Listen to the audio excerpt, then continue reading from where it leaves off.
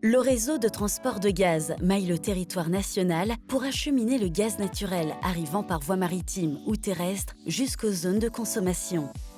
Le réseau de transport de Natran alimente directement les sites industriels ainsi que les réseaux de distribution publique tels que GRDF qui desservent à leur tour les particuliers, les collectivités et les entreprises. Depuis 2011, la production de gaz renouvelable par le procédé de méthanisation se développe sur l'ensemble du territoire.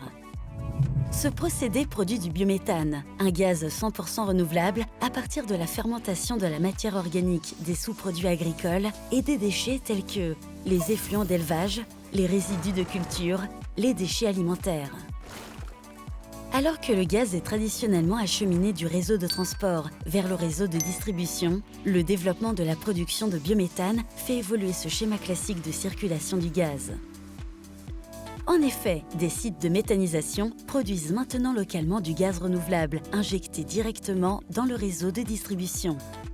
Or, dans certaines zones géographiques, il arrive que la production de biométhane qui est continue devienne ponctuellement supérieure à la consommation locale. C'est notamment le cas l'été, lorsque la consommation de gaz diminue.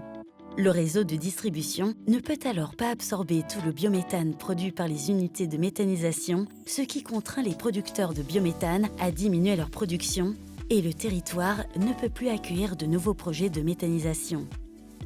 Pour permettre toute l'année la production et l'injection constante du biométhane dans les réseaux gaziers, l'installation appelée rebours est une des solutions techniques mises en œuvre par Natran.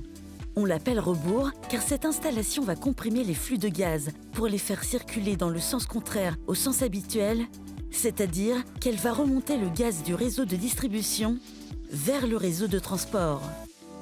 Lorsque le biométhane produit devient supérieur à la consommation du territoire, l'installation de rebours s'active automatiquement. Le biométhane local excédentaire est alors réinjecté sur le réseau de transport, ce qui permet de l'acheminer vers les territoires voisins pour une consommation immédiate ou vers des stockages souterrains pour une consommation future. Et l'intégralité du biométhane produit par les unités de méthanisation du territoire est ainsi valorisée. En offrant de nouveaux débouchés au biométhane produit localement, l'installation de rebours contribue au développement de la filière méthanisation qui offre au territoire une énergie locale renouvelable, disponible en continu, favorisant le développement d'une économie circulaire au service des habitants, des collectivités et de la mobilité durable avec le bio-GNV.